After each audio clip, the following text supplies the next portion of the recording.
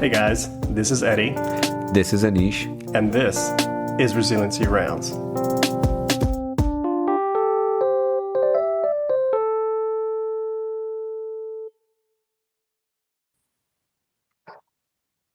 All right, everybody. Welcome back to Resiliency Rounds. This is Resiliency Rounds with Jeremy and Anish. And where we left off last time was Aristotle's Nicomachean Ethics, Book 2. We went halfway through it. I would say three-fourths of the way through it. And now we're going to finish Book 2 today. And before we start off on our journey to complete book 2, I just wanted to give a little bit of a prelude as to what are we doing here and how far along have we come. And so I would like to start maybe when we started this podcast many years ago, both it was with my dear friend Eddie and me, and we did it as physicians. At that time, we were feeling ourselves that there was a misalignment, if you may, between what we felt about our profession and about our lives and how the practice of medicine was unfolding in front of our eyes. And we were also right at that stage in life where you come upon big existential questions and you ask yourself, are you happy? Or what even is happiness? And we initially fairly quickly understood that these questions are not necessarily specific to physicians, but since we were physicians, we started in that realm. And hence the name Resiliency Rounds. A lot of our early podcasts allude to medicine. I'm a cardiologist, and Eddie is a urogynecologist, and she's a surgeon. And so we had a lot of anecdotes that necessarily came from medicine. However, very quickly, we understood that this is more just of a philosophical journey of any human, any rational being.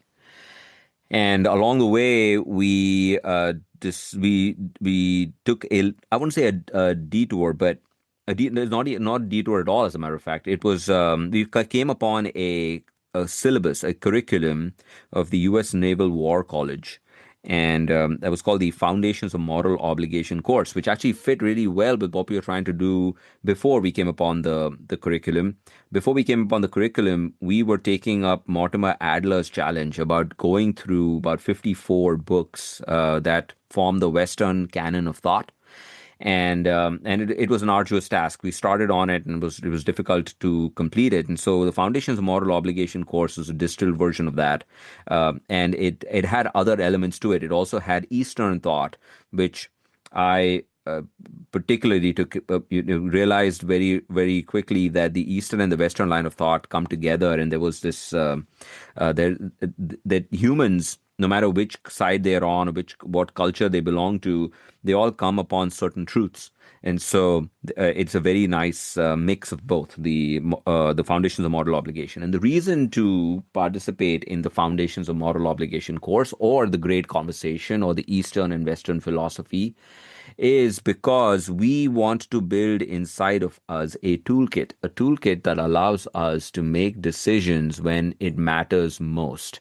And it usually matters most when there is decisions to be made between good and evil, right and wrong, and not just at a personal level, but in a larger playing field. And the larger that playing field gets, the more the consequences of these decisions, and the deep and more varied and more broad one's toolkit needs to be in order to participate.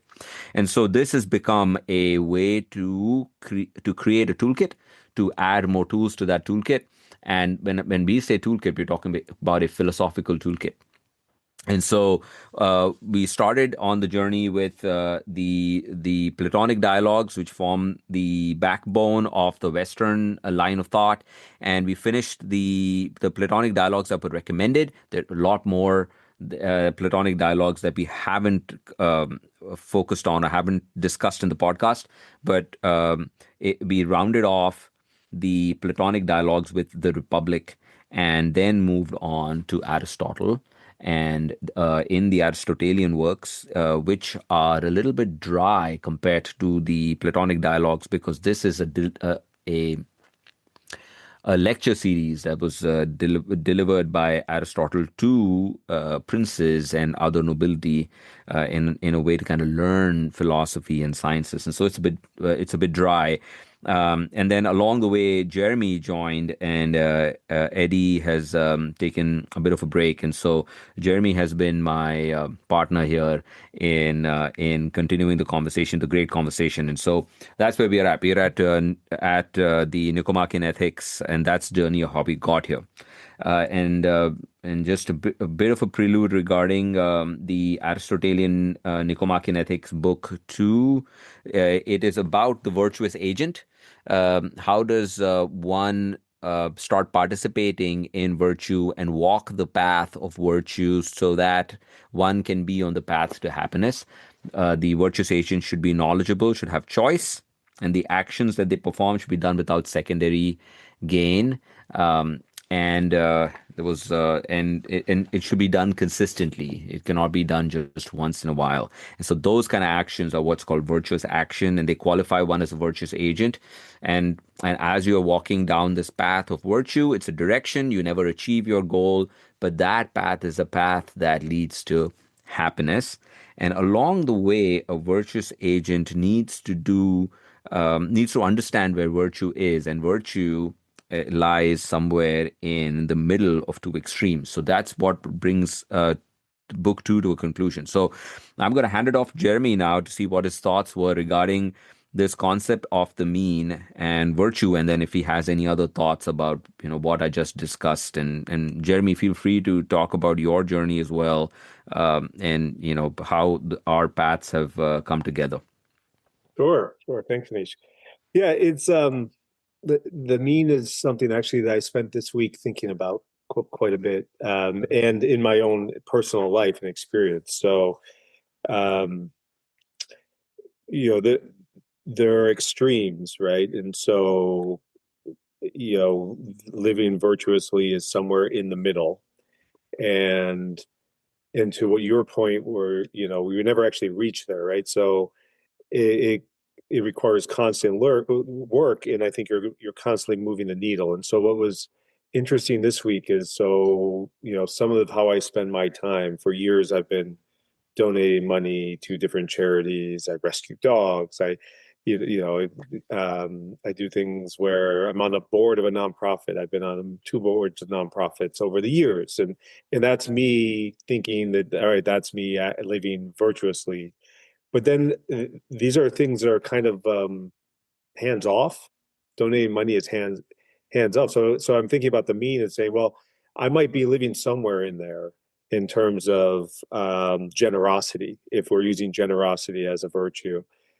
But I haven't reached, because I'll never reach it. But so how do I actually become more generous? And my wife this week was going to a local shelter program that lifts people up. It houses families. It gives them job training, gives them food. It gives them all the resources they need to go out and be successful and independent. And you move through the program and eventually are living on your own. But every Monday they have people come and people make homemade meals and serve. I think there were 27 you know members there this week, and I had a decision that I could make, which is, she asked me to go, and I choose to go or not to go, and I could make up lots of excuses on why not to go. Right. Um, and the reality is, well, if where we're talking about being virtuous, and how do I increase, whatever my end goal is, and it's actually by doing more action, by taking action.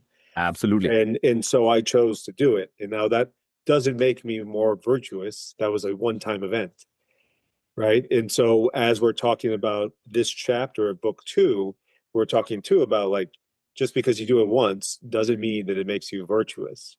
It's Ah, the act of doing it over and over and over again, because it's that choice you're making, but it's also becomes more of a habit. It's that consistency you talked about. It's the knowledge that, yeah, I know I'm doing this, and I have a choice to do it, and I'm going to do it consistently.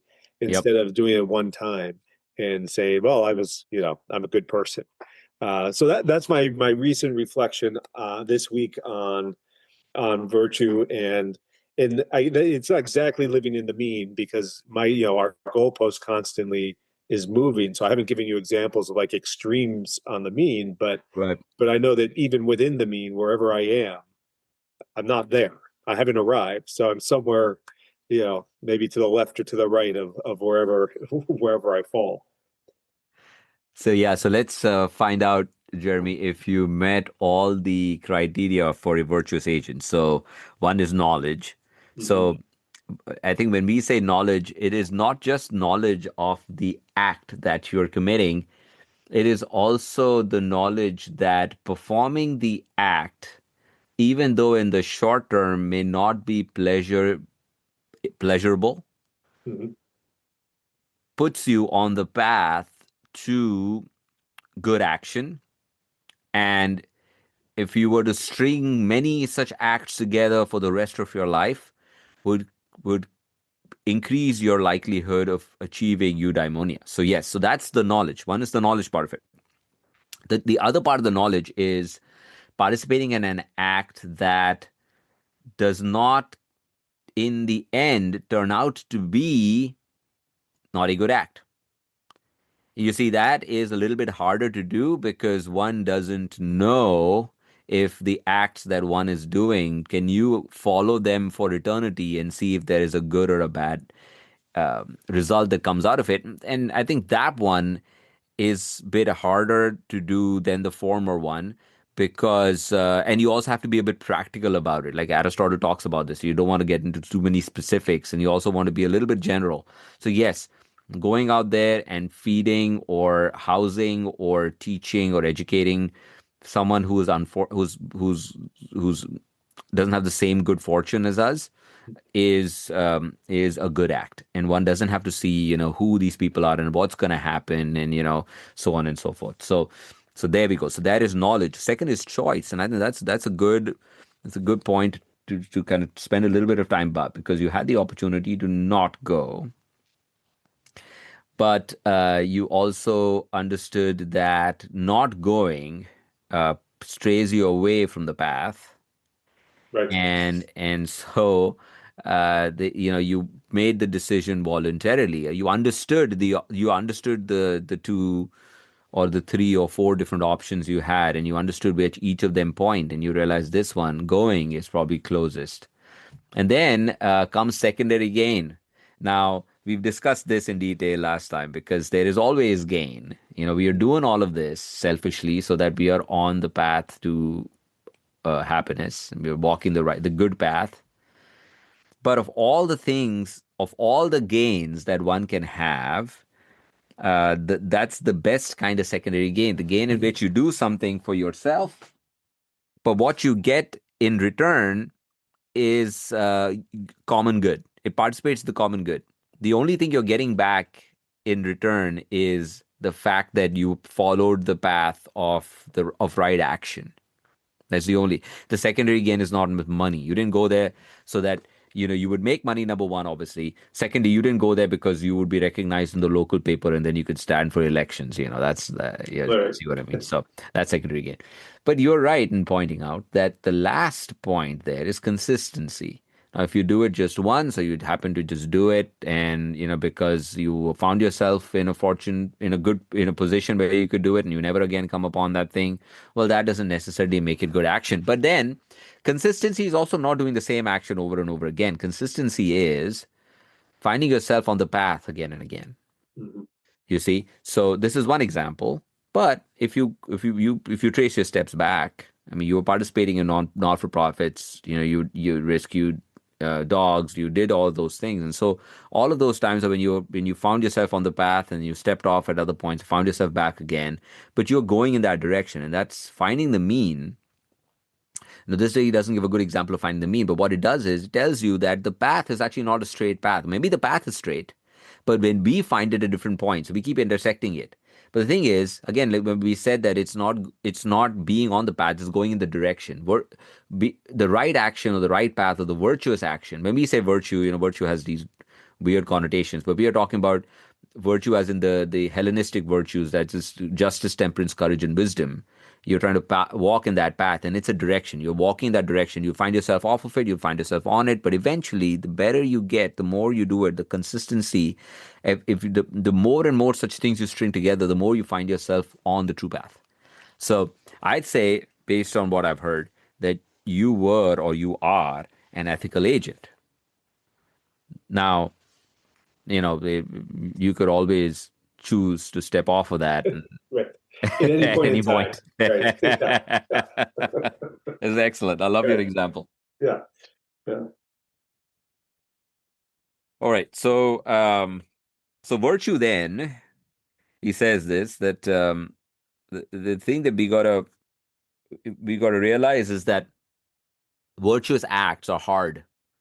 Right. Good path is the hard path. The right action is the hard action. It is and it is not easy to call oneself good or right or virtuous. As a matter of fact, we find ourselves doing that.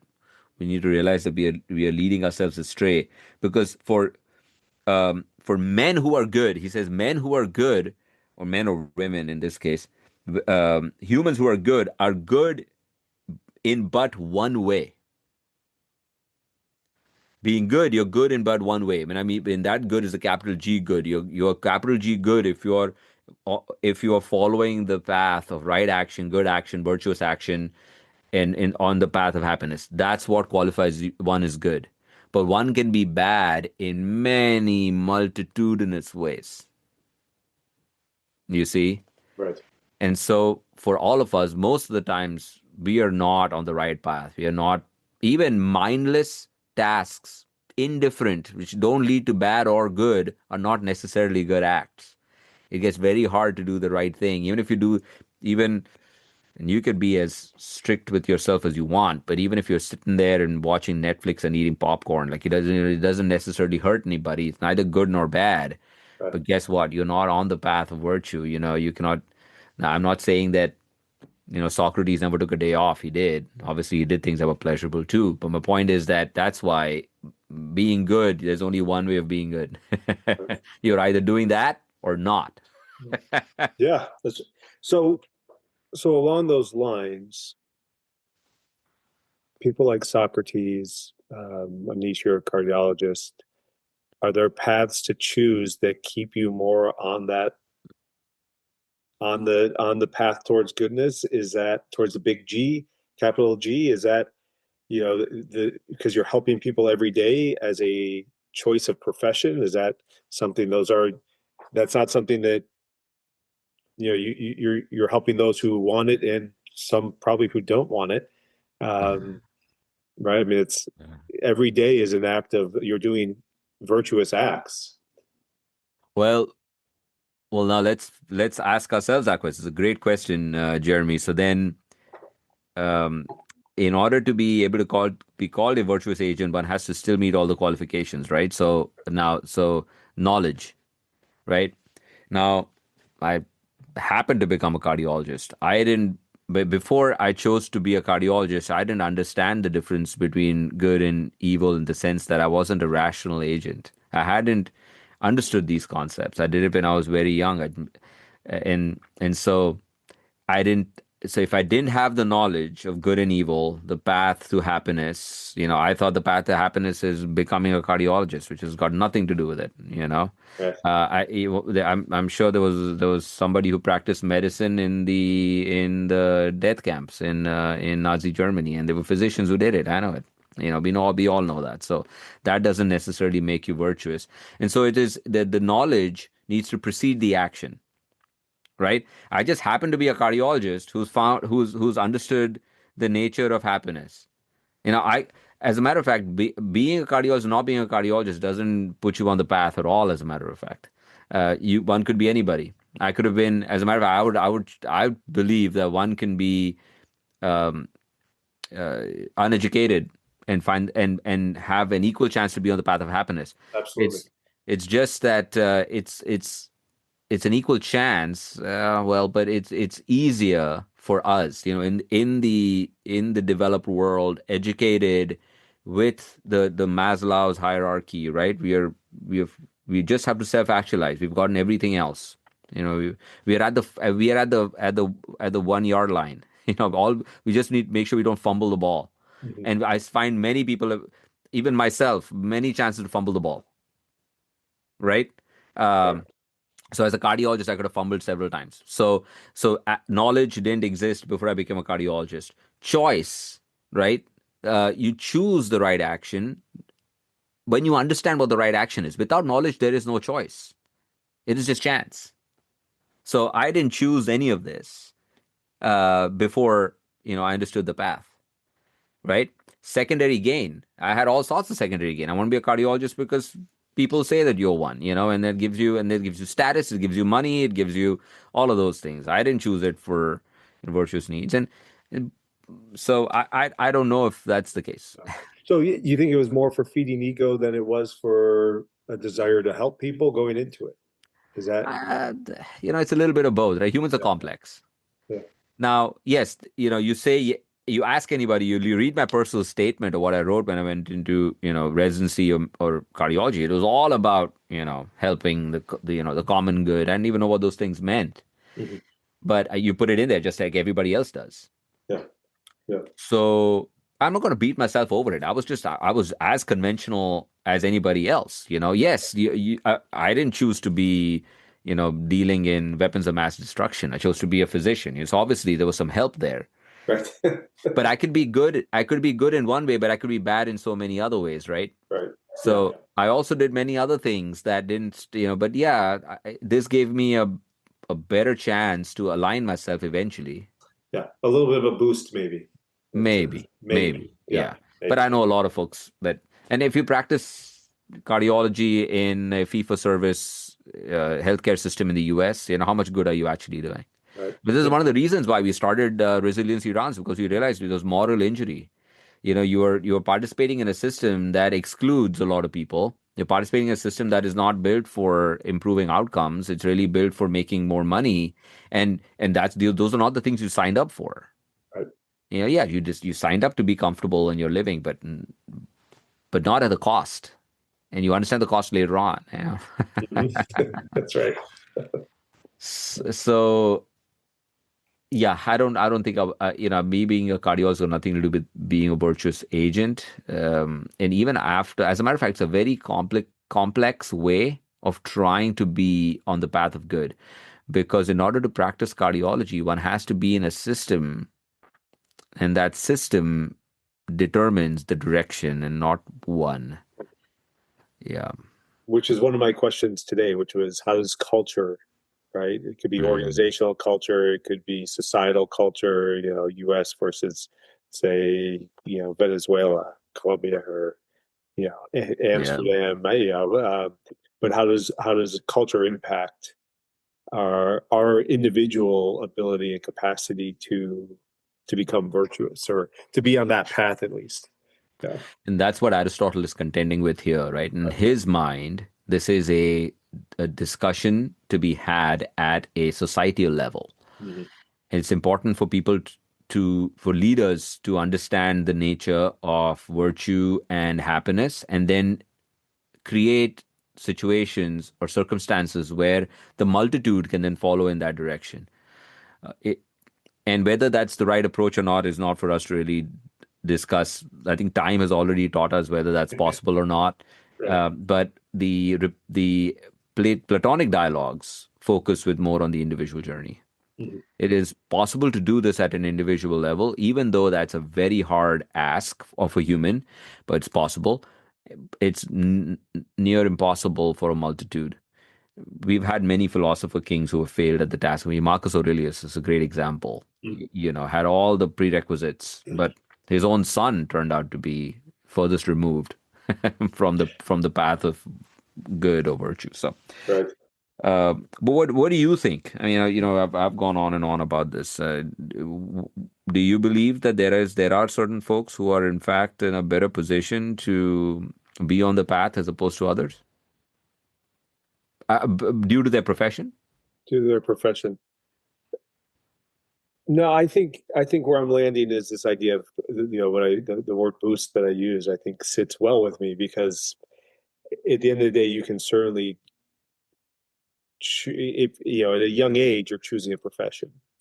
Are you really doing that because you're not thinking about these type of concepts? You might say I really enjoy helping people and so I want to help people, which is that is knowledge at a certain point, right? I mean that's you have an understanding like this is where I want to go. Not, but again, there's so many different variables that come into you know there's lots of different virtues too, right? So there's lots of different ways to be virtuous. And Yep. I mean, at a young age, I knew that I wanted to help people, right? So I was always a listener. So it was certainly it made sense to go into psychology, but a PhD was not to help people. That was to feed ego. So there was as simple as I wanted to accomplish things. I wanted to be the expert. I wanted to be the achiever. And I needed, I believed I needed a document to do that. I needed the background and the schooling to do that. That wasn't to live on a path of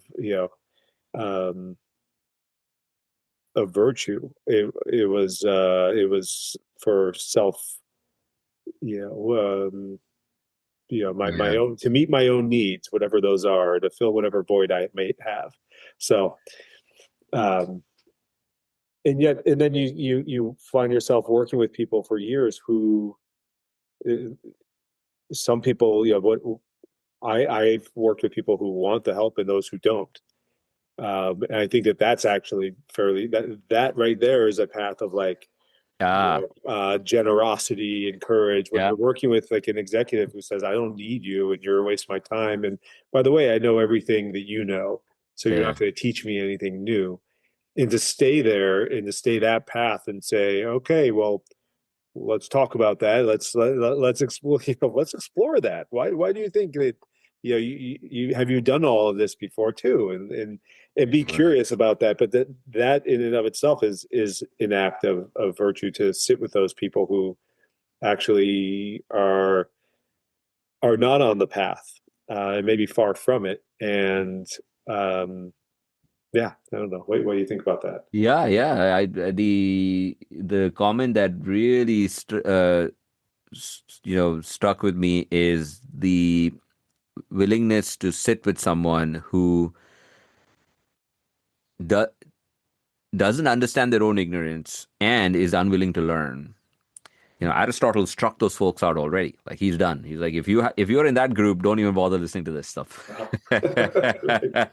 Yeah, that's the hardest group, and that's the problem with dealing with the multitude. See, Aristotle, uh, su- in that making that statement, has already canceled out many folks Yeah, who will be in his republic that he is trying to build. The challenge becomes in how to motivate folks who don't realize their own ignorance and are unwilling to learn because of that. And I was in that camp, and that's why I say a lot of the actions that I took before I came upon certain understanding and was was not action in any direction. I was just going in every direction, being pulled hither thither by the winds and the forces of convention, quite yeah, frankly. yeah. So, and I shouldn't say that I'm completely devoid of convention now. You're right. And that's why Right. this is Right. to your point. The one act doesn't define your character. Is several such acts. And so, you do you have anything else to add on that? Yeah, well, I'm building off of that is Uh, it, it's interesting that all right, so Aristotle wrote them off, and at the same time in book two, he's saying this is difficult.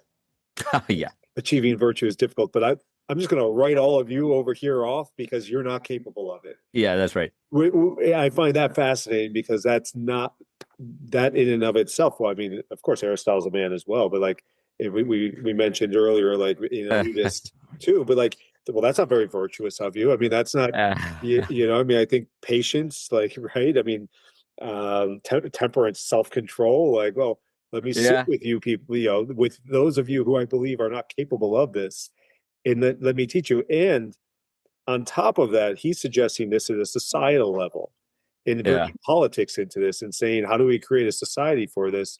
But you're writing people off at the same Yeah. time, saying, but not for everyone. Yeah. I get your point. I think maybe maybe I was a bit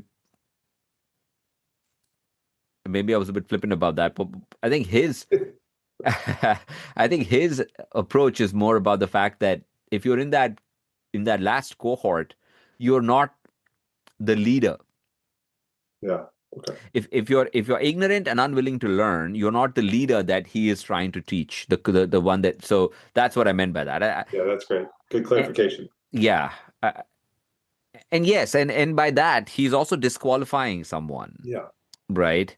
Yeah. To your point, right? You said which is interesting. I never thought of that, right? Because we think the way one thinks is not the way everyone else thinks. Now, one is born with certain tendencies, and we discussed this, right? Virtue is sometimes based on things that are not in one's control, and so one could tend towards helping others, and that's not a choice. You're not born with that choice; it just happens. Now, you can choose to act on it and choose not to act on it. That's a choice, but it's Yeah. contingent free will, and so you had the good fortune of being someone who likes to help people, and you chose to act on that. You chose psychology, and then your life has been a collection of such actions.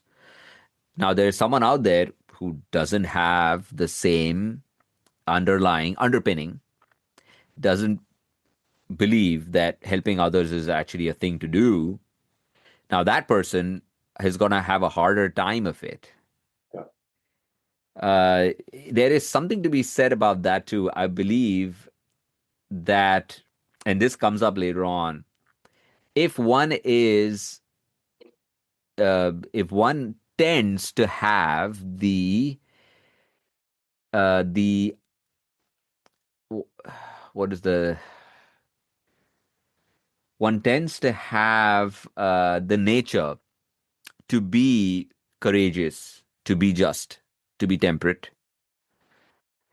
that person has an easier time of it Yeah.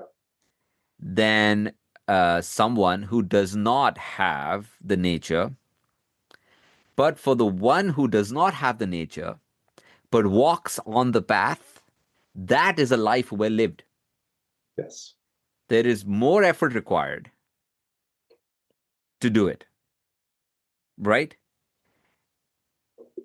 And so there's something to be said about that. And so going back to what Aristotle talks about eudaimonia, having all the things, the looks, the money, the education, the good fortunes, the wherewithal to follow philosophy, to meet challenges, learn from them, and grow, or you have all of those things and you stay on the path and you make it, that is eudaimonia.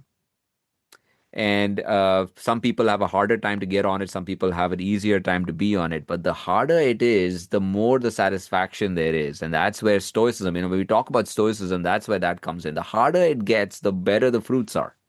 Yeah. I love that. So that's, yeah, you made a very good point. So I want to underscore that.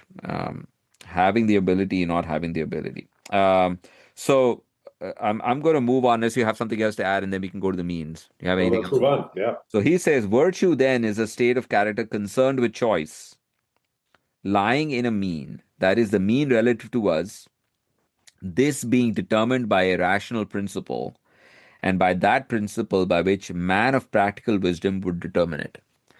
So Aristotle uses logic in a very weird way to come to answers. So he says, what is right action? Well, right action is the action that a man who is virtuous will perform. Well, who is a virtuous man? A virtuous man performs right action. What is right action? Right action is the action that a virtuous man would perform. Yeah. It's Anish, right there is why 25 years ago I stopped reading philosophy. I think the what he says is the most of the good stuff is between the big stuff that he says. Right. Yeah. And that's why one cannot read philosophy in blurbs.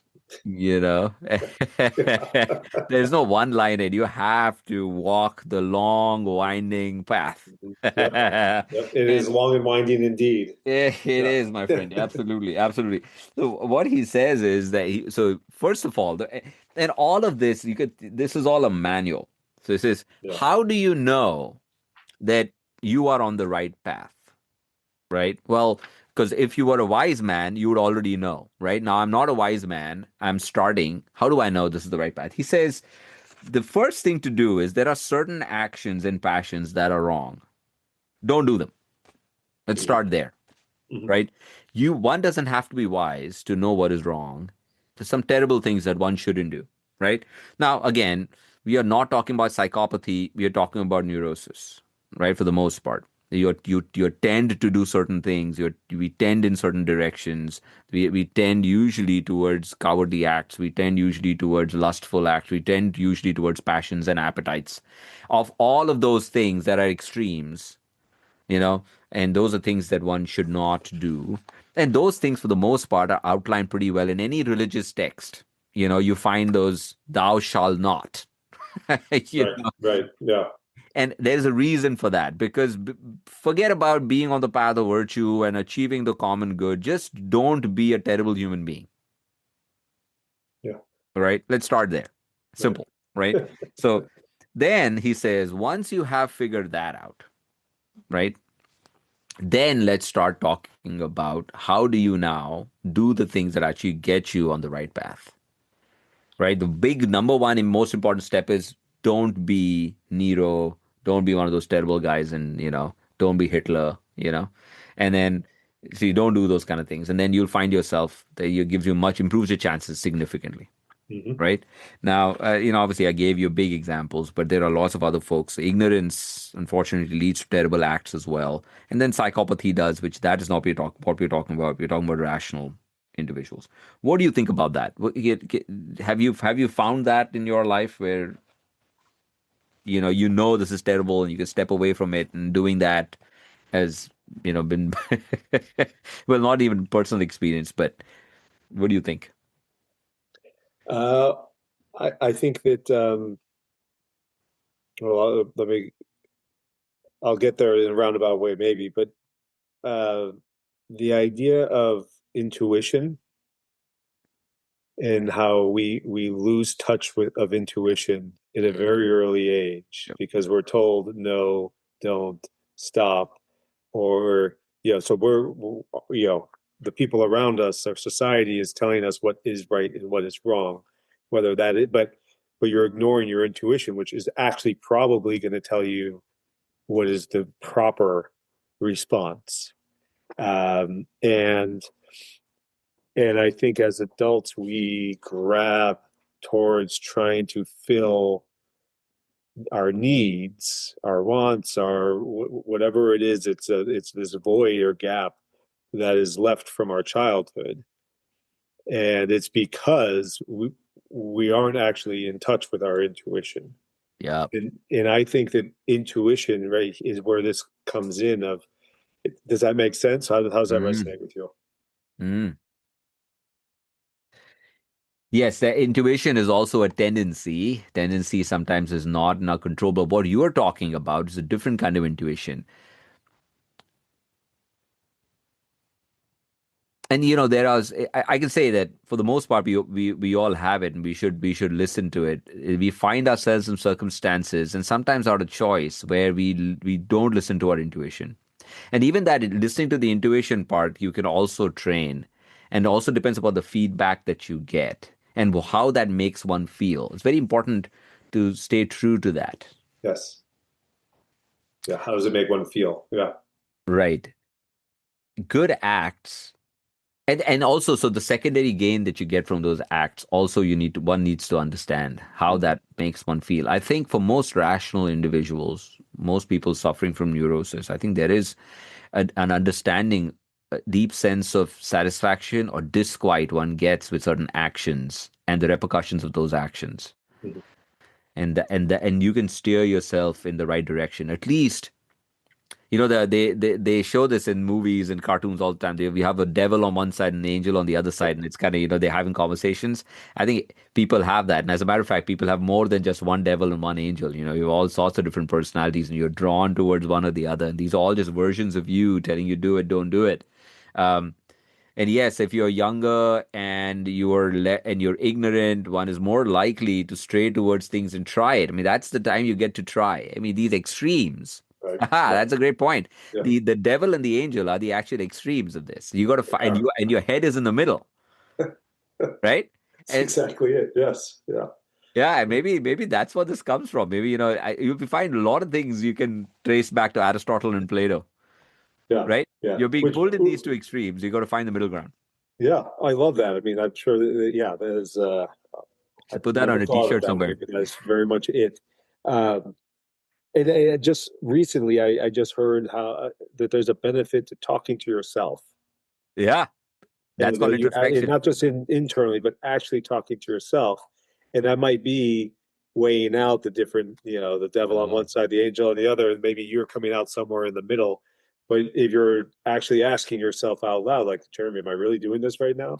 But you know that it might not be the right action that you're about to yeah, take. yeah. And by asking yourself out loud, it might actually stop you from taking that action. Oh boy, intuition has saved me so many times when I was younger from doing stupid things that I shouldn't be doing, Yeah. finding myself in situations I shouldn't have found myself. Uh-huh. Um, and but I tell you, doing the right thing may be painful in the moment, but it is always better in the long run. That's right. And therein lies what you were trying to say, that intuition part, right? Which takes you away from doing the wrong thing. The doing the wrong thing feels good in the moment, but boy, those things come to bite you. And then pulling yourself out of that is the way to go. And like, even you don't like, what's the word they use, right? These are acts that you do that lead to bigger acts, and so they are like, gateway gateway actions, Right. gateway drugs, right? Mm-hmm. These are all things that you do to kind of get there. One needs to stay away from that, at Yeah. least early on, in one's life. You're better off staying away from things that could lead you down the dark path uh early on. It's better to just abstain from those things and then try it on later. Yeah. Which is fascinating because you think about kids in pure pressure and the things that, I see a lot of in work, with folks who are trying to combat school bullying. Oh yeah. And to think like if you use that as kind of the extremes, I mean, there are probably kids there who recognize that this is bad and are doing it anyways. There are ones who recognize it's bad and choosing not to say anything because they don't want Yeah. repercussions. And then there are the ones who just know this Right. isn't right and I'm going to do something about it and stand up for that person. And that is the hardest thing as a child It's extremely difficult. to have to come to terms with, of, oh, am I actually going to put myself out there and risk Yeah. potential social suicide Yeah. by standing up for the kid who's getting bullied? Yeah. And so, like, at such a young age, we're actually almost like positioned to be making the wrong choices because of the peer pressure around us, Yeah. fear of how the mass will respond should I go against it. Yeah. Yeah, I see your point, and so there's a bit of nuance there too, right? Because sometimes the bully is the one who is undergoing some sort of psychological trauma, Yeah. and they are meeting it out, and that's well known. But we are talking about the silent masses, the others who are around, right?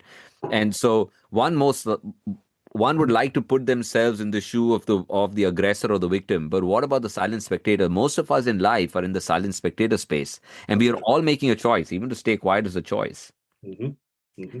And so at least not participating in the bullying, right? Is a choice. And there's a lot of intuition there. The kids who do it know most of them would say that, yeah, what they did was not right. They knew they were hurting the other person. Yeah. And so that's a great easy example. But even as adults, man, we see it all the time. We see it all the time. We find ourselves in all these situations too. Should you say something, not say something? At least again, going back to what Aristotle says, forget about being a virtuous agent. At least don't be a jackass. Like, don't be a bad neighbor. Right, You right. know what I mean? All right. So it's, And that's a great place to start, right?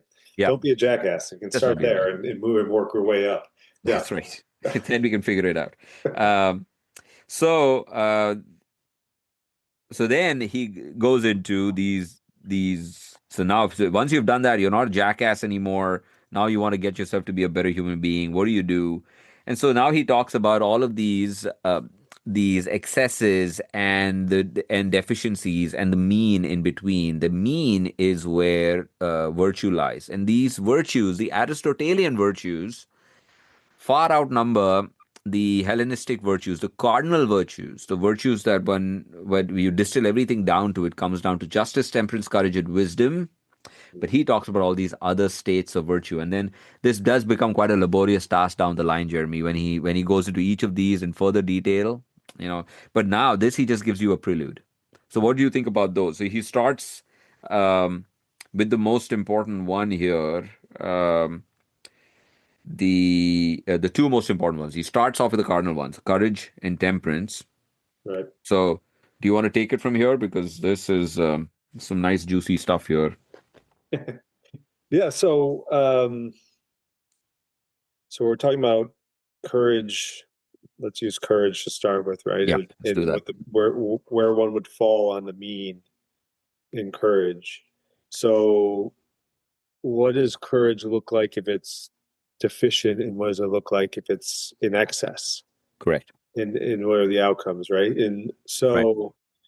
so let's say so courage, and the bullying example is great there, right? But courage there, falling short would be not saying anything at all. Yeah. And not just not saying it, like, there could be indifference, but not saying it because one is fearful of repercussion. That's Right. cowardice. Too That's much fear, cowardice. Right. right? Too much Right. fear, inaction due to fear, having Mhm. a sense of fear, which is more than what it should be. That's right. Yeah. The Yeah. It's out of opposite of, fear. right. Yeah. Right. Good. So access and too much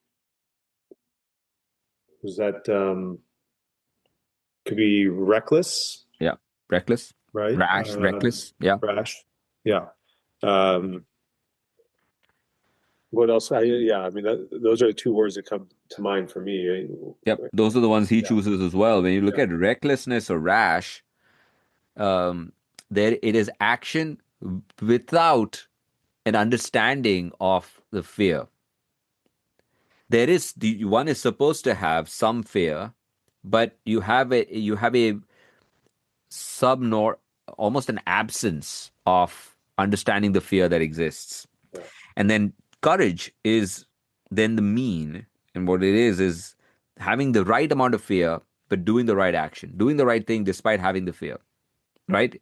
Because if you have too much fear, then you cannot act, and that's cowardice. If you have Mhm. no fear and you're doing actions, that's recklessness, and then courage happens to be in the middle. So that's courage, and then um, and so this is there's also a confidence aspect to it, right? A rash person is usually overconfident, right? Right. Overconfidence means that one doesn't have an understanding of the risk, Yeah. right?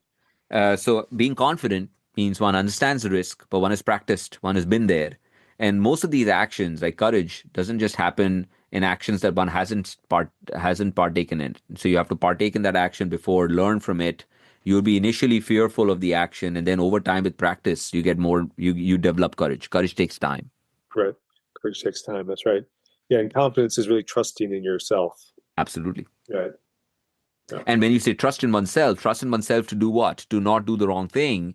Right. And because you're fearful of the wrong thing, that's why you don't want to do it. Right? Right. Um, so that's beautiful. I like what you said. It's trusting oneself. Um, and so then the second one is with regard to pleasures, right? That is where, when it comes to pleasure and pain, right? The mean is temperance, says Right. the excess is self-indulgent. That's usually where we find most of us being drawn to. too much of good food, too much of good time, too much of alcohol, too much of whatever, right? Too much of that's where self-indulgence comes, too much of luxury. Temperance is a moderation of that. Not too much, not too little. You don't want to abstain. Because if you abstain and you don't participate in anything, then you're more like an insensible kind of a person. Now, hard to find humans like that. You really have to be, someone who by choice, chooses not to participate in anything luxurious. We don't find that. It could be privation for other gains, secondary gains, like I don't know, religious reasons or whatever, right? But usually you don't find them. But even then they're probably filling that with something else. With something else, Yeah. absolutely. Yeah, yeah, yeah, yeah. And it could be misguided things to reasons. The secondary gain could be if you do this, then you get some eternal happiness, and if you don't do it, you get sin or something. Things like that. But nonetheless, so temperance is the midpoint between the self-indulgent behavior and then this insensate person.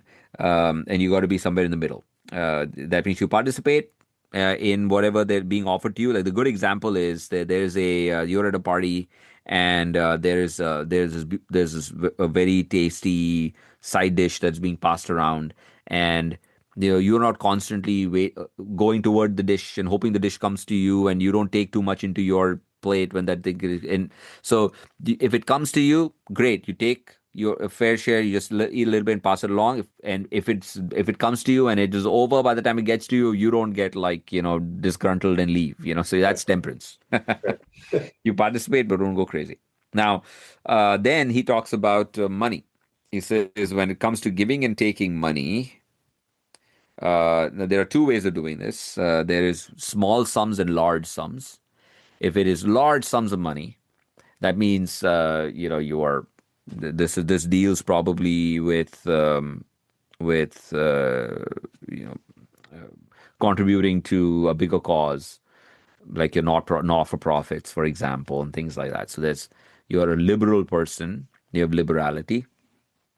Um, and these are all just words now. If you do too much of that, you're a prodigal person. It's prodigality and things like that, and that's probably in the, why would someone do too much of giving away money? There could be many reasons for it. There's usually for secondary gain, notoriety, things like that. It could also be for things that are actually not of consequence, not of moral consequence. Like a lot of people want their names on buildings and all sorts of stuff, and so Sure. Oh yeah. that's probably Yeah. prodigality. And then there's meanness, where you have the wealth, like but you hold on to it, like Scrooge, right? So Scrooge is a mean guy, a meanness in a way. And liberality is somewhere you're in the middle, where you have the wealth, you're ready to put it into good use, but you also understand the fact that you shouldn't waste it. So you have a little bit of both. What do you think about that?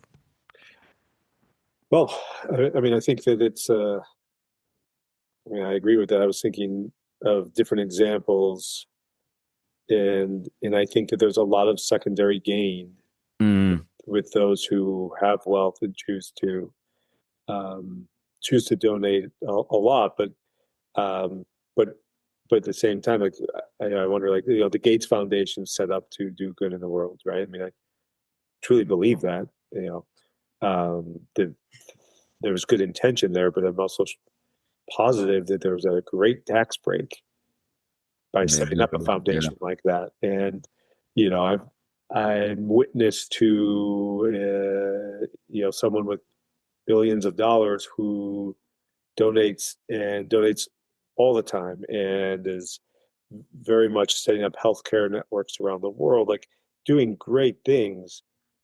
But there's a lot of secondary gain there. I mean, it's a tax play, Yeah. right? So when you're at that level, though, the question is like how do you what they are doing might be generosity. Maybe it actually is somewhere in the mean because that secondary gain. I don't know if you can get away from that, like unless you're just giving it all up, right? I mean, and again, Yeah. and then we get into the individual differences. Like that person, these people are well intended in terms of what they want to do, but if it's without secondary gain, then how could you possibly ever move forward Yeah. well, I have this $1 billion. I'm not going to give away the entire billion, but I'm going to, donate 10% of what I make every year or 20% because I don't need $1 billion to live off of. So why don't I donate half of it? Um, Yeah. I don't know. What do you I don't think? know. I I struggle with this one because we find ourselves in the extremes very quickly. Like, Gates Foundation, everybody knows about. But, the chance that anybody is going to turn into Bill Gates, I mean, the odds are 7 billion to 1, right? Or to 7, I guess. I mean, there's 7 the richest people in the world. He's in that. So, it's almost virtually impossible for that to happen. And one doesn't become Bill Gates without completely straying from a certain path. Like, you don't get there. There's the choices that one has to make. Yes. Now, so again, let's not, I don't know if billionaire in and of itself is an excess, right? Yes. Yeah. So I don't know. I think it gets even harder. Beyond a certain point, it gets even harder to participate in the common good. I think there's a certain amount of money beyond which it gets even harder to do that. And I think happiness drops off significantly as well beyond a certain point. These men are probably miserable. And unfortunate. It's like a curse. It's like Midas's touch kind of thing. Everything you touch and everybody you come across, everybody wants you for your money. There's really nothing else that you get. No one sees you as a person. So that's a problem. But if you look at everybody else, I think there is um, the ability to participate with liberality if one has met all their needs, some of their wants, and now understands that their money can be put to good use in order to be a virtuous agent. You see, it's not necessarily billions of dollars. It's not about curing malaria. It is more about using your money to get on the path. Yeah.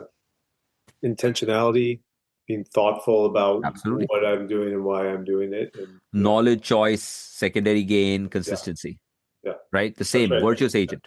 Yeah, If you're using your money doing that, right? I think that's what that means.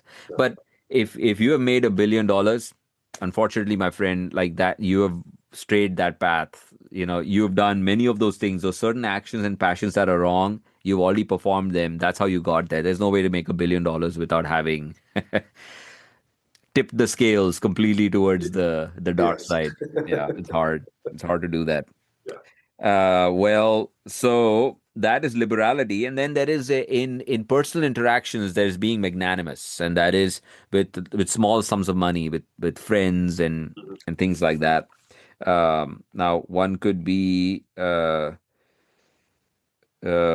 is the yeah so one could be somebody who's magnanimous, um or magnificence, I guess is what he calls it. Sorry, magnificence or magnanimous, magnificence. And you could see that in people. You are paying small checks, or you throw you help your neighbors out or whatever. Just small sums of money. Whenever you spend tastefully. When you're out in a party, you're not really showing off. I mean, this is not buying bottles of Dom Perignon, in a club for everybody. That's stupid things like that. Or making it rain, as they say, all this nonsense. You're not doing that. And if you do that, that means it's tasteless vulgarity. And then you could be really cheap. You don't want to be cheap either. Whenever you are out with somebody, you're saying, hopefully that guy takes the check, Right. or whatever, things like that. You know what I'm talking about. Yeah. You see Yeah. that. Good examples. Yeah. Yeah. Um, so magnificence. You want to have magnificence in this. But again, both of these things, liberality and magnificence, both of those things are predicated on one having a certain amount of pocket change to be able to do that. Hmm. And and that's why I feel like that's why this doesn't have the same level of what should I say? It's not elevated to the same level as courage and temperance. One can be impecunious, poor, but have courage and temperance. But one cannot have magnificence or liberality if one doesn't have money. You see what I mean? I don't think money really gets you on the path of happiness. I think one can be courageous, temperate, just, and not be wealthy. So Hmm. that's why it's not in the cardinal virtues. And then he talks about honor and dishonor, right? I guess one needs to have enough um, predilection for honor, and that's proper pride. If you think too much of yourself, it's empty vanity. And if you are just have no honor about yourself, I think this is more about self respect, right? You have undue humility. Uh, yeah, what do you think about that? I think this one is a little bit challenging because we live in a world. I think a lot of this has got to do with religiosity. It says, oh, one should have no pride, and so we are usually we all certain generations tend towards humility a lot. I don't know what you think about that. Um, I think humility comes with wisdom and age. Mm, Hopefully, um, but pride is something that, and I don't know. I think that, I mean, it's an interesting thought to say, all right, if you're doing these good acts and you're on this path, could we're saying you're going to feel good from doing these acts over and over again, and that'll accumulate over, in terms of living a good life. Can you not then have pride in that you've done that? Uh, right. yeah, I mean, self-respect, right? If you yeah, change pride to self-respect, oh, yeah, right? Shouldn't you have some self-respect, man? If you're walking this path, it's hard. You know it's hard. yeah, It's so easy to stray off the path yeah. to be a jackass. Right. I think um the side where you really think too much of yourself, your vanity, Right, that's a problem. right, right. You That's an extreme for sure. that's Yeah, an extreme, and I think we're more likely to be on the vanity side of this than on the other side of it. yeah, You yeah. see what I mean? Oh man, I'm a cardiologist kind of vanity. Right, right. You see what I mean? Yeah, I'm a CEO kind of vanity. And I mhm, think that is a problem, or, several $100 million vanity. right. You know what I mean? Yeah, yeah. Look, I think that people get, I mean, titles can hold up a lot of us, thinking, well, that's where I need to go. That's where I need to get to. And now I have it, and and then it gets into power and hierarchy, and none of that matters. It's all it's all made up. I mean, it exists. It truly exists, Absolutely. but it's all in existence. It's a figment of what we create that doesn't actually matter at the end of the day. It's Anish and Jeremy talking here together.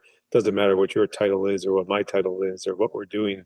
You know, what my level is at this organization. Like what? That's not so. The right path or the path to happiness existed way before CEOs existed.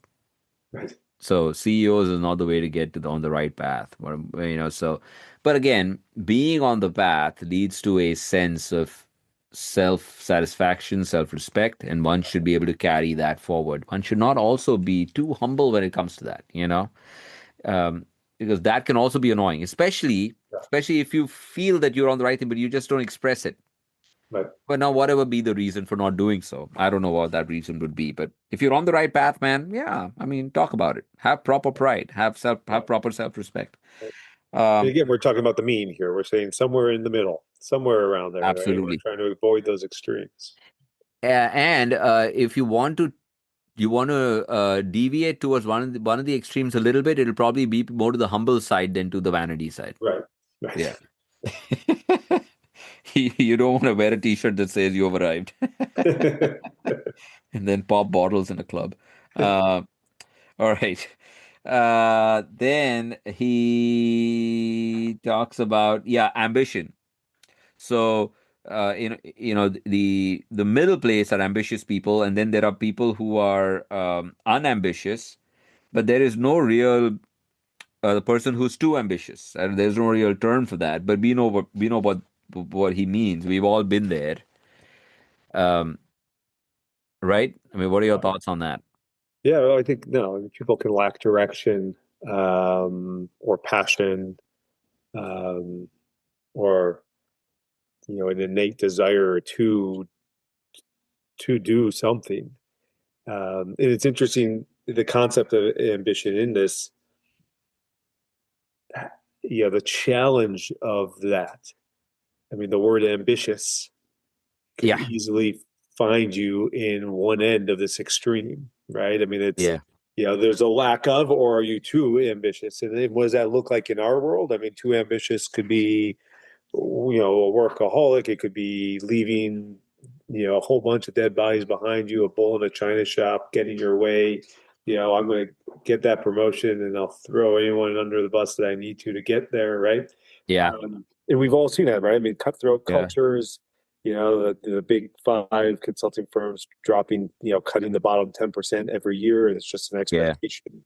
yeah, These are things that people go in there highly ambitious and maybe to a fault. So where is that then that middle ground for you?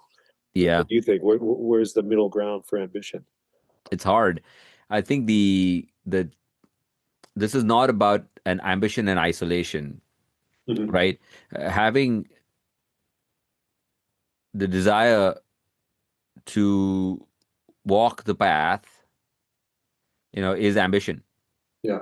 When there's an ambition to walk the path, and if one is trying to walk the path, and that's the ambition one has, that has to be the right ambition. Now, yes, you can stray toward being too ambitious in walking the path, Mhm. but I think that would be the right direction to go in, as long as you're walking the path, right? As opposed to being unambitious. I think most of us, when it comes to walking the path, find ourselves unambitious to do so. Right. Yes. Yeah. What do you think about the idea of like setting, it's the ambition being something like I'm going to set goals for myself to walk the path, and that's meaningful intention. Yeah. Yeah, that would be the what would set you to create those goals would be the ambition to do so, Right. Right. right? Yeah. Right. And as you do so, you develop self-respect, and that's proper pride. So it comes from that action. Yeah, That's good. that's nice. Yeah, I like that. Um, correct. Yeah. Then he talks about moods or passions. So then he goes to anger, which is an easy one. We've all been there, right? Right. There's an excess and a deficiency and a mean. So he says the intermediate person is good tempered. Now, good tempered in our sense is somebody who doesn't get angry. Actually, in a society, we have decided that anger just doesn't work. Like, you Right. just cannot get angry. Now, I think we discussed this where one doesn't get to choose the emotion. The emotion comes from a part of the brain that one really doesn't have control over. Right. Feeling angry, feeling irritated, feeling sad. It's like the standing in the line and getting pushed out of the line. Mhm. And it turns out that when you get pushed out, you're immediately angry, irritated, or whatever. But if you don't swing. That swinging is acting on the anger. If you are a good tempered person, you would feel the irritation. You'll turn back and you look and see, oh, it was the old person who stumbled and bumped into me. So I'm not going to take a swipe at it. As a matter of fact, I might help this person up, Right. right? But if you are an irascible sort of guy, like you get pushed out of the line and you are automatically just blind with rage, you're swinging your hands and you're saying bad things, you're being a jackass. Um, and then the deficiency of this is somebody who never takes to anger, which I don't know if a person like that. I think everybody has a tipping point, but I think there's a certain benefit to anger or irritation. One must feel it in certain situations. And I think anger is a tool that one could use. Obviously, one shouldn't be irascible, but one shouldn't let everything just, brush it off, kind of, and I don't know if I don't know if it's a choice. I don't think, I think you just have the tendency. I don't know. What do you think? I think we suppress a lot of our emotions, Uh, and I think that anger is one of the main ones that many of us suppress. And I think that obviously it's used, when we think of anger, we're seeing that being used in wrong ways. Well, I think a healthy individual owns their feelings. mm, If I'm angry, I need to understand that I'm angry right now, and I have a right to be angry. Something made me angry. Am I okay? yeah, Like I should be able yeah, to be angry. It's how do I respond? It's these other it's that self control. It's being a temperate person. Being like, yeah, I'm angry right now. I'm not going to blow up at you about it, but I'm not okay right now. I'm not happy about this. And so how do you respond? And that's so I think to your point, like emotions, we're going to have them, and we yeah, should have them, and we shouldn't suppress them. The one who suppresses it's the one who ends up going postal someday. So it's right. I mean, that's we need to be one. We need to be in touch with our emotions, and that those are our emotions. By the way, like Anish, if I interacted with you and something you did made me angry, I that's my emotion. That's my reaction.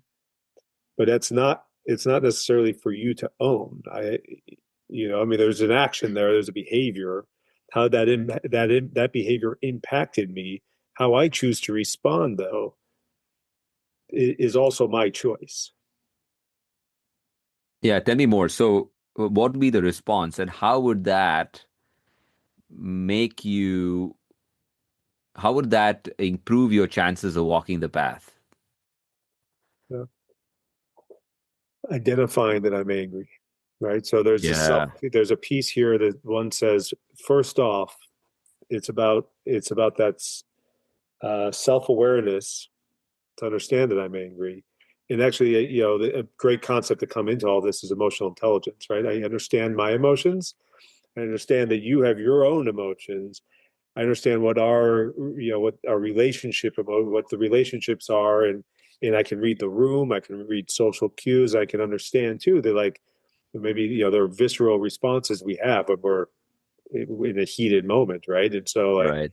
I can see right now, Anish is angry. What am I Yeah, going to do? How am I going to choose to respond in that scenario? So I think that there's a lot to. Um, it's about self-regulation to start. I mean, awareness and regulation, and then to be on the path of saying the right thing to do potentially is to share where you're at in a way that isn't isn't accusatory. It's Anish, when you do this, this is how I feel. This is yeah, what it made me feel when you just said that. yeah, I mean, that's a in organizations, that's a feedback tool, right? I mean, it's a common feedback tool that's being taught by, there's a model there.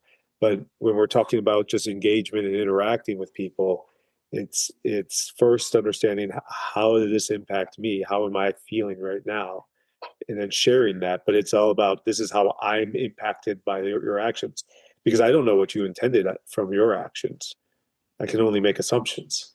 yeah, yeah, yeah. So the anger is a tool if you use it to your benefit. That means, like what you said, if one gets angry, it's very easy to know when one is angry or not. Mm-hmm. Then one needs to break it down. Obviously, lashing out and seeing red and being irate is not a good response. That is you have to be really down on that the vertical development to be in that state, right? Right.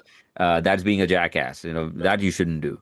Right. Now, everything else, though, like as you described, is figuring out what happened and learning from that and making a better tomorrow, right? Based on why you felt a certain way. just suppressing it and saying I shouldn't feel this way is not the right thing to do. That is being irascible. That is the deficiency of this problem. If you felt anger, you know, it's justified. You got to figure out now, as long as you were a calm person, you're temperate, like you said, and you didn't lash out, now figure out why and then fix it and make the world a better place tomorrow. Right. Channel that anger. That's Channel right. the anger, find a solution. Is that what you were trying to get at? Yeah, I think so. And it's not just about me, right? It's if we're doing this right, if we're using it Yeah, correctly, potentially we're both benefiting from the correct. outcome. Correct. Correct. And it can all, the same thing could apply to a larger body, like your community, the political environment, whatever, right? You could Yes. feeling anger and then working in that direction gets you somewhere. Anger is a tool for that reason. That's great. I love that. I love that. So then he talks about truth, and so the person who speaks the truth. And now this is not about it's the does this make me look, does this dress make me look fat, that kind of, there are times you don't want to be the kind of person who exaggerates every time, I guess, or all I'm going to say whatever is on my mind, Right. or whatever I believe is the truth. I'm going to say yes, you look fat in this dress, as opposed to you got to judge the situation, man, and then be tactful about that. It's not about saying, it's not about the veracity of it. It's more about the circumstances around it. So you could be a truthful person, you could be somebody who's boastful, and then I think this is more to do with oneself as well. One could be what's called mock modest, or somebody who would say things that is untrue about them or about the other person. I don't know how much that happens, but I find people very binary about truth and lies, which it's all opinion in a way. And I think the circumstances matter, Yes. right? There's a serial killer standing outside. I think these are all experiments. There's a serial killer standing outside the door, and he has a knife in his hand, and he asks you, he's chasing somebody, and that person runs into your house, and you close the door, and this person's outside the door knocking, saying, "Is this person in your house?" There are all these psychological experiments, the philosophical experiments about, should you say something, should you intervene?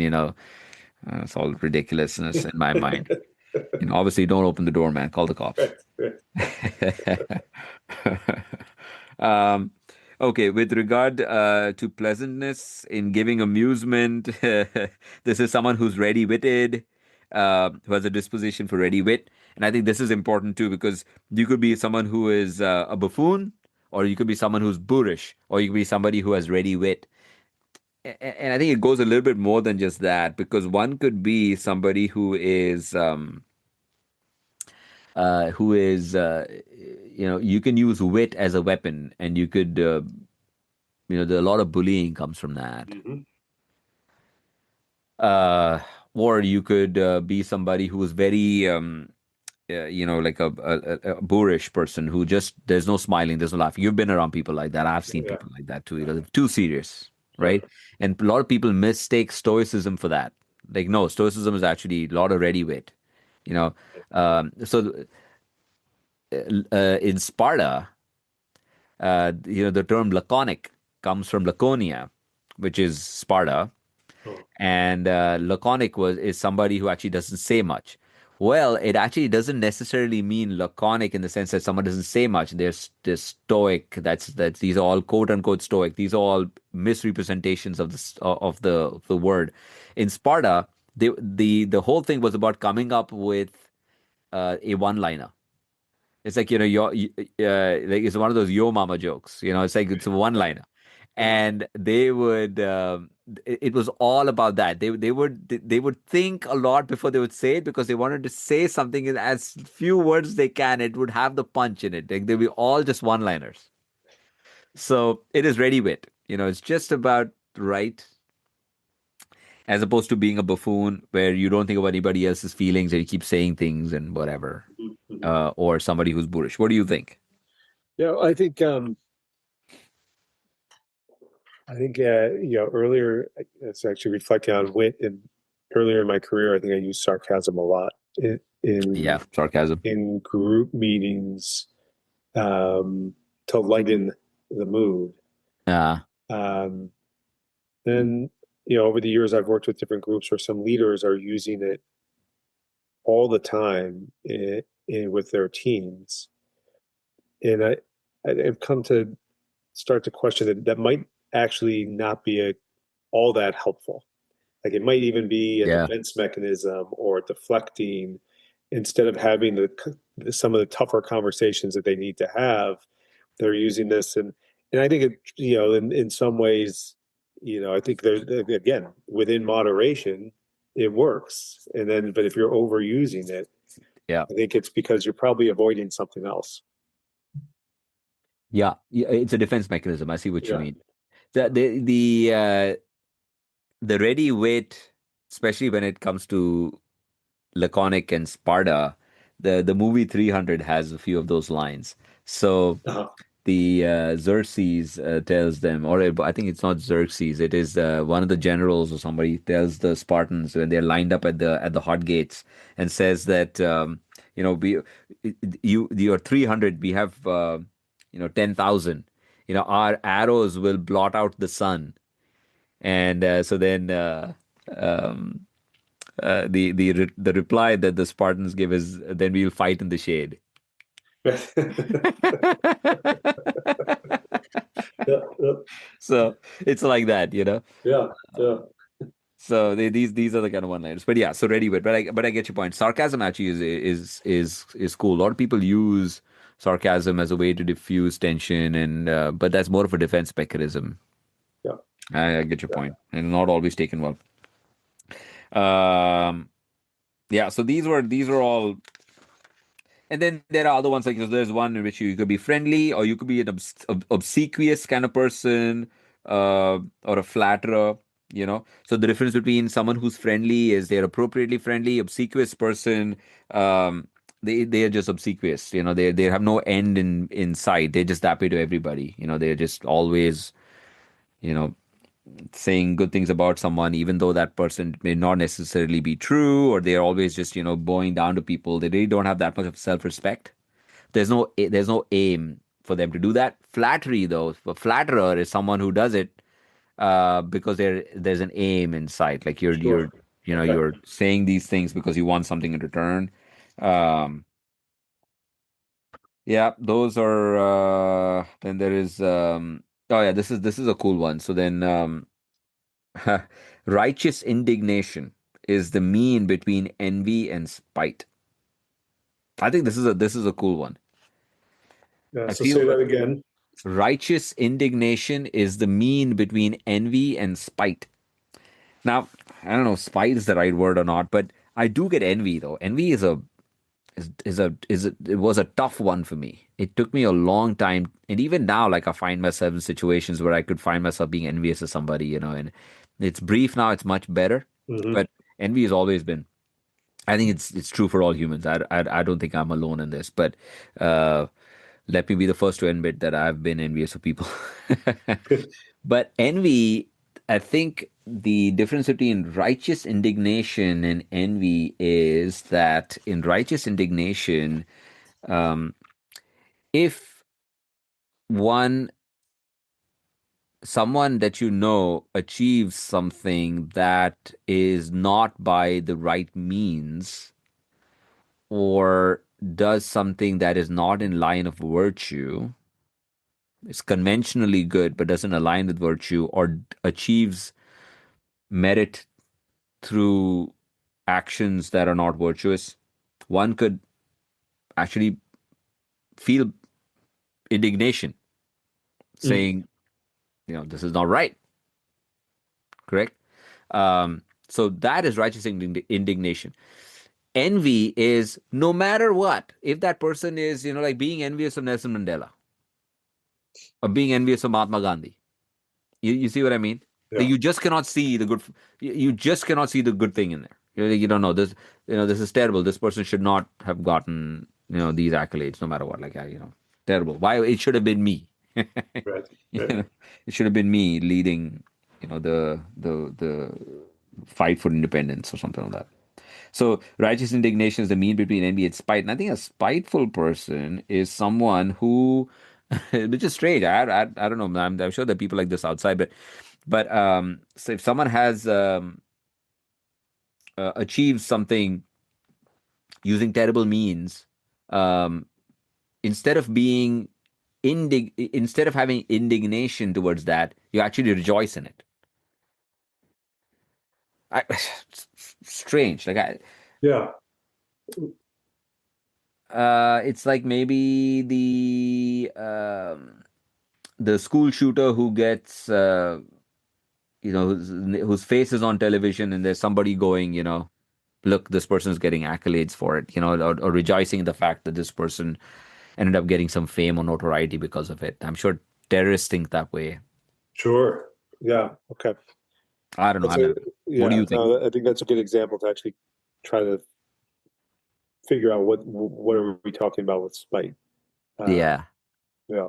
So yeah, actually getting joy or yeah, accolades for encouraging even terrible acts. acts. Yeah, Yeah. yeah, Uh, and I think you see that a lot nowadays. Like, I think social media has also given rise to some stuff like this, right? Like, there's a lot of what is that? There's a form of argument that you show up and there is no proprietary. In the past, these uh, um, these debates would be moderated, and there would be there'd be the appropriate response. There are certain things that you wouldn't say or do, and now that proprietary is gone, it's and gone. now Yeah, you're an insult comic. Like if you make the other person be terrible, the crowd rejoices, and you're like, you're terrible at it. You're not being a nice person, but the crowd is rejoicing, and I think that's kind of spite. I feel yeah. Okay. you all want to be the person who could do that, Hmm. you know, but you don't want to. It's a bad act, but you still rejoice in it, and Right. I don't know. It's weird. I find spite to be weird. Yeah. So then I think we need to. Boy, this took longer than we thought, man. How many we're 1.5 hours into this. Boy, I think we can round this out. Uh, so this the thing here is that one has to know. So if one wants to walk the right path, there are two problems with the excesses and the mean. One problem is related to the thing in and of itself. What I mean is that there are some extremes that are more related to the mean than other extremes. The good example would be when it comes to courage. Uh, being cowardly is an extreme that one can really identify with, and it's far away from the mean of having courage, as opposed to being reckless. Reckless is a little bit closer to courage than cowardliness is. You rather be on the reckless side or the rash side than be on the cowardly side. This is what I'm trying to say, right? Yes. And that's Yeah. got something to do with courage in and of itself. But the second thing is the individual's tendencies or nature. Some people tend to be reckless. Some Right. people tend to be cowardly. And so, in order to walk the path, one has to understand the nature of the thing itself and one's own nature. Yes. You see? Yeah. And that's that a lot of that introspection has to be done before one starts walking down the path. What do you think about that? Yeah. I think I wrote my notes self-awareness, right? Yeah, And that you really have to know where you are and even what gravitates you towards one or the other, right? absolutely. Do you have a tendency to want to lean towards the reckless? And why?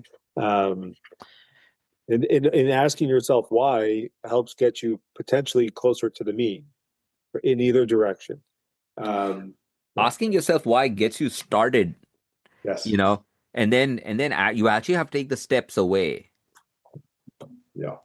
Yeah. Right, I get your point. Well begun is half done, but you have to ask yourself, figure out who you are, and you have to be okay. You have to be honest with yourself. If one is cowardly, you You don't have to put it on a t-shirt, but you have to tell yourself that's the case. And then start now understanding that, and then start making yourself kind of walk toward the other direction, right? So I completely Right. agree with you. So the path toward virtue starts with avoiding the extreme most contrary to the virtue, right? Hmm. Like cowardliness or self-indulgence when it comes to temperance. Like most of us are self-indulgent, and most of us are cowards. So we and it doesn't upon what other, but just to ask yourself where you are, and you start with avoiding the extreme. So you avoid cowardliness, avoid self-indulgence, right? Start there, um, and then um, and also those two things like self-indulgence and cowardliness are also just by the nature of courage, and the nature of temperance is such that most people are on the cowardly side of this, most people are on the self-indulgent side of it. So understanding the extreme, and then understanding your own tendencies, and then moving completely away, start there. And what happens is, as you start walking the path towards going the other way, you will find yourself crossing the mean at some point. Right. Yeah. If you keep going that direction, most people are like, "Oh my gosh, like what if I end up on the other side?" Well, it's not going to happen. Again, Right. it's too much of a chasm. Yeah. You find yourself closer and closer to the right path, and so you find yourself, courageous acts. You got to drag yourself away from pleasure. So Today I was a coward. Tomorrow I'm reckless. Yeah. it's not going to happen. That's not what usually happens. You find yourself. So what do you think about that? So I think I think those are wise words and great ways to think about. It is. It's these steps, right?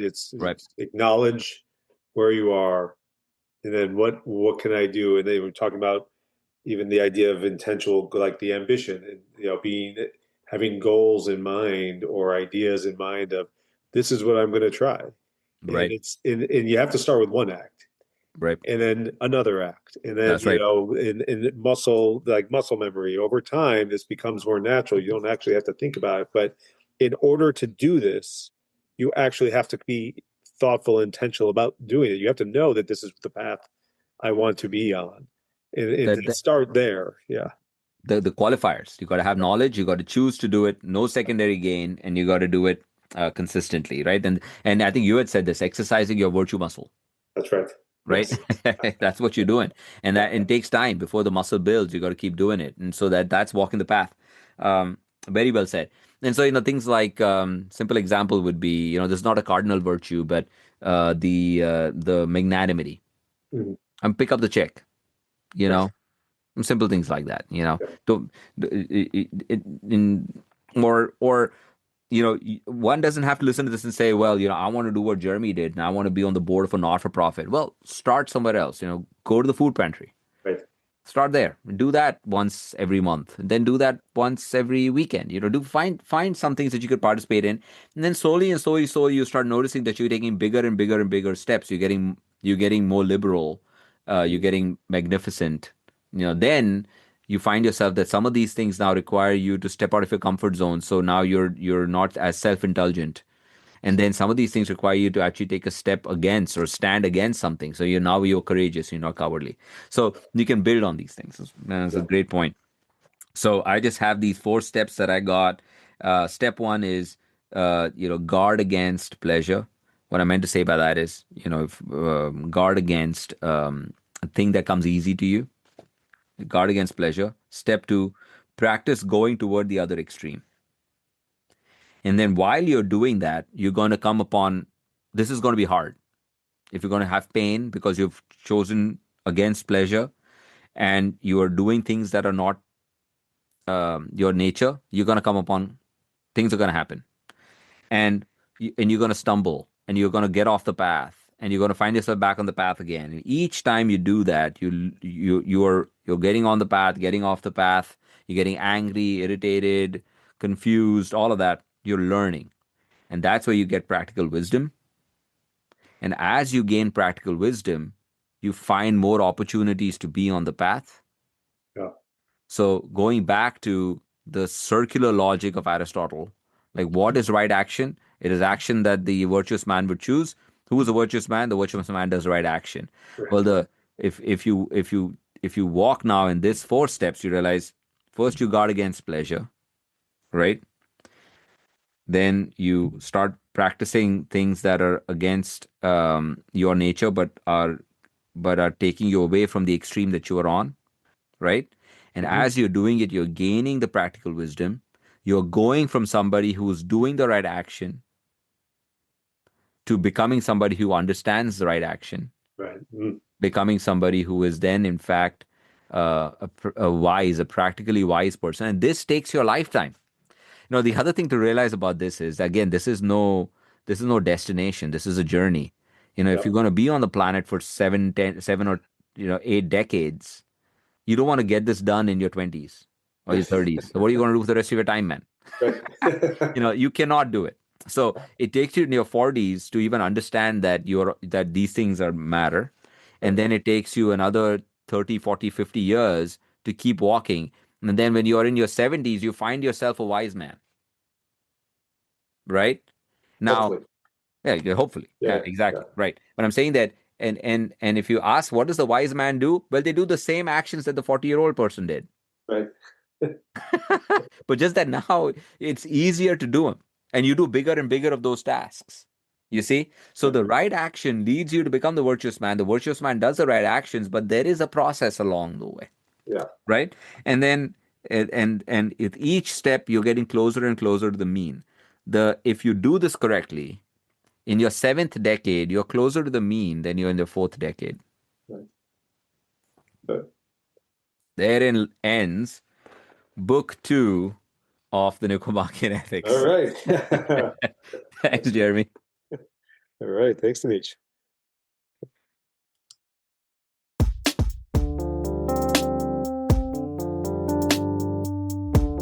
If you find this useful, share it. And if you have any questions, you can contact us through our website at resiliencyrounds.com.